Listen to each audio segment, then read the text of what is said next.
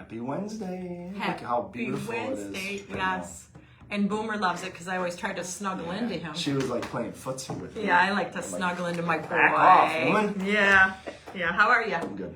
Good. Great Wednesday. Great Wednesday. Great Wednesday. I woke up. too. So Yeah, don't better take than that for Cedar. granted. That's right. You cannot take that for granted, as we both know, right? Yep. Okay. Live and you learn. Live and learn, right? What'd you learn? Not to work so much? Yeah, that didn't work. Didn't work for me either. Didn't work for me either. Oh, yeah. We're going to repeat history. Let's Hopefully not do that. Hi.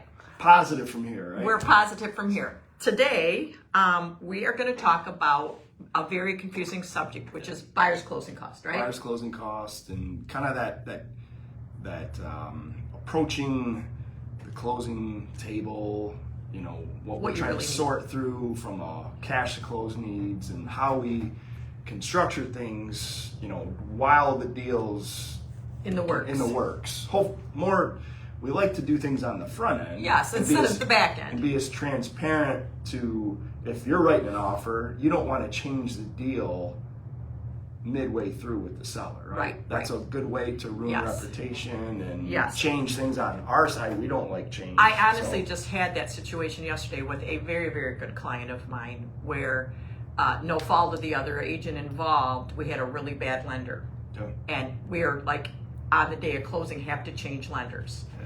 And the first lender didn't do their job. The buyer really needed some seller closing costs. Yeah. So then I had to go back to my great seller and explain that to them. And that is a tough conversation. It's not a fair conversation, but it kept the deal alive, right? Yeah. So a lot of times there's so many great programs out there that allows buyers to buy homes and create wealth, right? Yeah. That's what we want. That's our job. That's what we love to see. That's our why. That's our why. We love to see people buy homes and invest in real estate.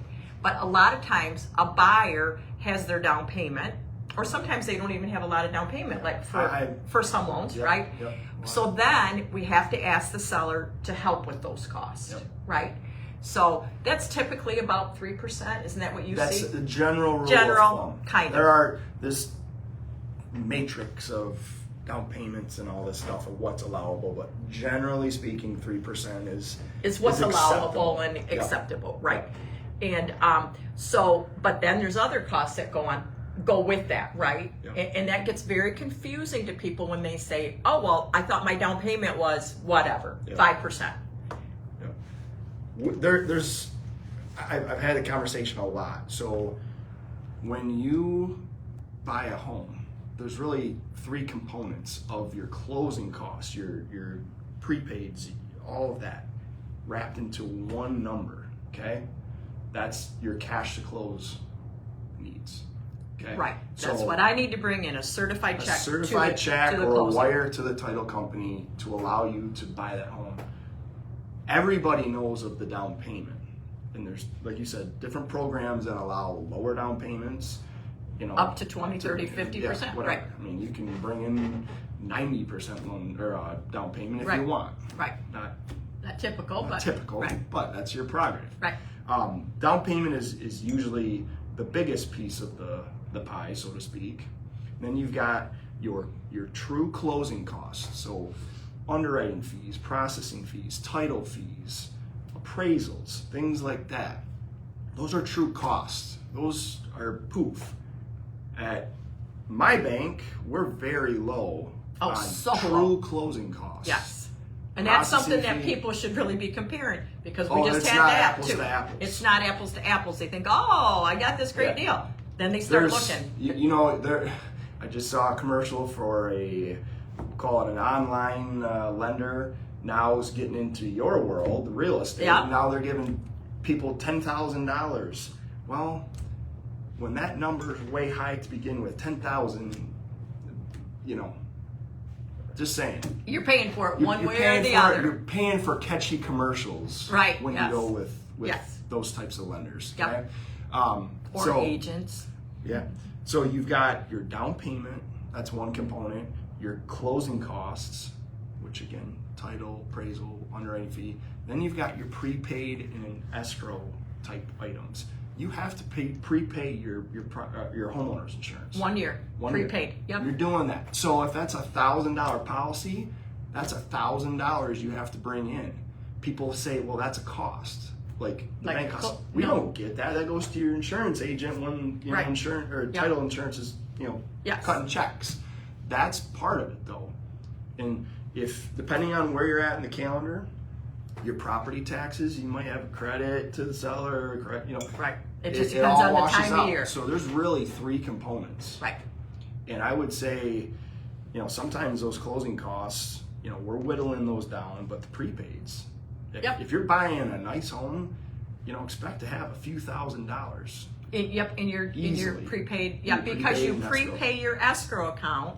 So when those taxes come due, your money's in your escrow account, so the servicer can pay your taxes. And so you're not asked to pay a $5,000 summer property tax bill. Right. It's there. It's there. Right.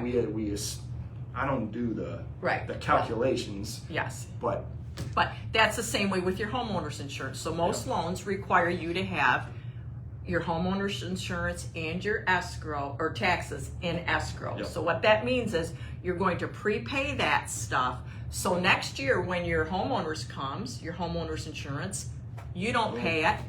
the bank does. The bank pays that because you've already put that money in escrow every month with your You're payment. just setting aside your budget. We're helping you budget. Yes. To avoid big, Getting a $4,000 tax bill that you weren't planning on. Yes, escrow's a great thing. We're budgeting, plus we give you a little credit on the back end to make things better, and Yes. so that's a good thing. It's easy. It's just easy. Yeah. I try to, when I can simplify things for very little hassle, Right. just do it. Do it. Auto pays for bills, it's the same thing. Yes. Yeah. So So we've probably totally confused you, but no, hopefully not. Hopefully not. cuckoo, cuckoo. You're not pointing at anybody with that cuckoo, are you? I saw some shirts down at the fair. I'm with insert name and Crazy. arrow pointing, and Yeah. Well, maybe you should have bought one. I should have. We should have got one for each other. We should have got one. I'm with Crazy. dipshit here. or Dipshit. whatever. Yeah. I wasn't gonna say dipshit out loud, but call yourself what you want. Call yourself what I call you every day. There were some. Gail said this morning, "Is that dipshit coming this morning to do your Okay. video?" I would never say that. Oh, there right. were some interesting cats down at the fair. Oh, yes, there it's a was- great place to people watch. It was a great fair yeah, too. We had some AU friends come in Friday night and just had an absolute blast. And they've gone to other county fairs, Sure. stuff like that. But man, it was a good fair though. It was a hot Friday night, and you even saw the Grinch in full Yes, we costume. did. I That can't would be a imagine hot. how hot and sweaty that would have been. No thanks. No thanks. Yeah. Quick thanks to the fair board. They did. Great fair. Great for our community. Yep. Everybody has a great time. I know all of the grand girls were down there every day they All the could. time. Yeah. Yep. Yeah. Walking the Midway. Holy smokes. Yeah. So, anything else? That's it, right? Nope, just All done. Any questions? Always call us. Kathy, 616-915-2890. and Boomer 616-902-0796. And Boomer wanted to say he loves his mama. Very, very much.